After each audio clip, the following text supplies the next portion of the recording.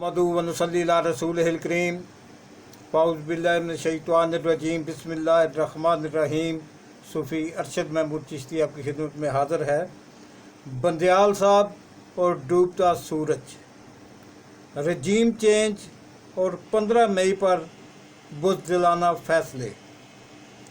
बंदयाल साहब, आप तो डूबे हैं, आपने अवाम को भी महंगाई और ग़ुलामी में धकेल दिया है। जस्टिस काजी फ़ायज़ ईसा, चीफ जस्टिस सुप्रीम कोर्ट मुकर्रर। तफसीलात इसकी ये हैं। जस्टिस काजी फ़ायज़ ईसा साहब आज 29वें chief justice of supreme court Pakistan का हलफ उठाएंगे। सदर पाकिस्तान जनाब डॉक्टर अलवी साहब काजी फ़ायज़ ईसा साहब से चीफ जस्टिस ऑफ पाकिस्तान का हलफ देंगे। जस्टिस काजी फ़ायज़ ईसा साहब ने 5 सितंबर 2014 ईस्वी को सुप्रीम कोर्ट में बतौर जस्टिस काम शुरू किया। हलफ बर्दारी की ये तकरीब सुबह 10:15 बजे ईवान सदर में होगी। काजी साहब ने अपने फ़ैसलों में हमेशा आइन और कानून की हुक्मरानी पर जोर दिया है। ज़ेरे इल्तवा मुकदमात के हजम को कम करना और मुल्क की मौजूदा सियासी सूरत-ए-हाल में अदलिया के वकाल को बहाल करना नए चीफ जस्टिस के लिए बड़े बड़े चैलेंजेस होंगे। सुबकदोश होने वाले चीफ जस्टिस जनाब उमर अताब बंदयाल साहब ने तकरीब से खिताब करते हुए कहा कि मेरी हालत अब डूबते सूरज की सी है। आप लोगों के पास अभी वक्त है, भरपूर लगन और मेहनत से काम करें। और दौरान खिताब साबिक चीफ जस्टिस साहब ने आप दीदा भी हो गए। और ये ख्यालात सुनकर मुझे वो दौर याद आ गया जब जनरल रिटायर्ड कमर बाजवा साहब, मुझे वो याद आ गए कि उन्होंने भी इसी शिकस्त खुर्दा आवाज़ में कहा था कि हम फ़ौज को सियासी मामलात में मुलव्वस होने से नहीं रोक सके। बावजूद इसके कि फ़ौज को अपनी ड्यूटी अपने हलफ के मुताबिक यानी सियासी मामलात में मुदाखलत के बगैर की जानी चाहिए, हम अपने हलफ से मुकम्मल तौर पर उसे वफा नहीं कर सके हैं। हमसे सियासी माहौल में मुदाखलत हुई है। लेकिन मैं अपने आने वाले आर्मी चीफ जनाब जनरल आसिम मुनीर साहब को ये उम्मीद रखता हूँ उनसे कि वो फ़ौज को मुकम्मल तौर पर अपने फ़राइज़ तक महदूद रखेंगे और अवामी सरगर्मियों और सियासी सरगर्मी में मुलव्वस ना होंगे। लेकिन अफसोस, जनरल रिटायर्ड बाजवा साहब जो राह आपने अपने लिए मुंतखब की थी वो राह अब बंद नहीं किया जा सका। उसके ऊपर रास्ता वो बंद नहीं किया जा सका। उसके ऊपर घोड़े सरपट दौड़ते जा रहे हैं, बल्कि ज़्यादा तेज़ी से चलते जा रहे हैं।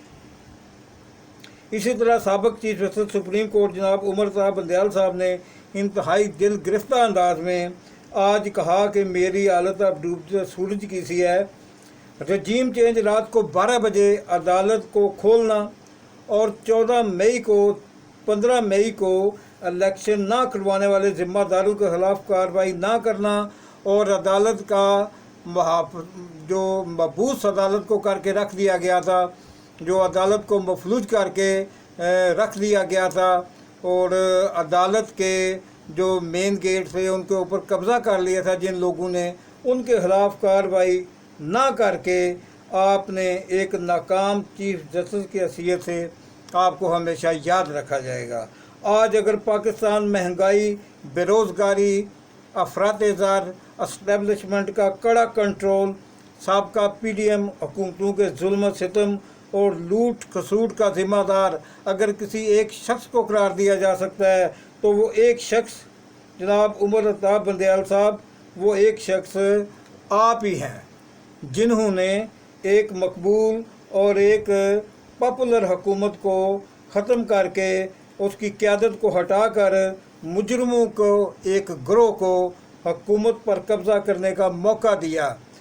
15 मई को सुप्रीम कोर्ट को इन्हीं लोगों ने, जिनको आपने हुकूमत पर कब्ज़ा करने का मौका दिया था, या उन्होंने सुप्रीम कोर्ट को महबूस कर दिया, जिन लोगों को आपने मौका दिया उन्होंने सुप्रीम कोर्ट के गेट पर कब्ज़ा कर लिया 15 मई को, ताकि आप उनके ख़िलाफ़ फ़ैसला ना कर सकें।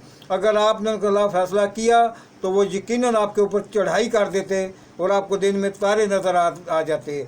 आपने यही सोचकर आपने डर गए और 15 मई को आपने कोई फ़ैसला नहीं दिया, कोई दिलेराना फ़ैसला नहीं दिया जिसकी बुनियाद पर आपको याद रखा जा सकता।